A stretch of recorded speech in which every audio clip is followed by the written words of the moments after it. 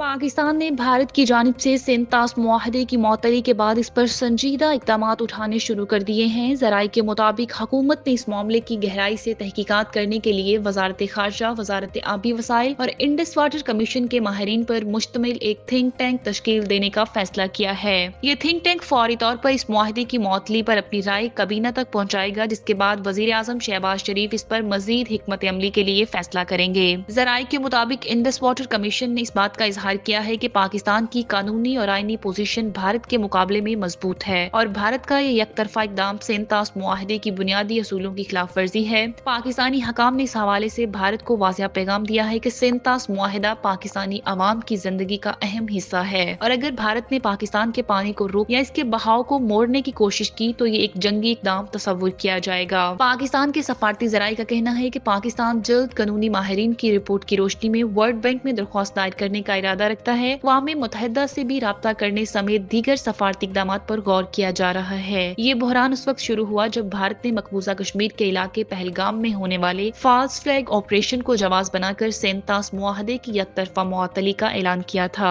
इस फैसले के बाद पाकिस्तान की जानिब से सख्त रद्द-ए-अमल सामने आया है, जिसमें भारत को तनबीह की गई है कि इस इक़दाम से दोनों ममालिक के ताल्लुकात पर संगीन असरात मुरत्तब हो सकते हैं।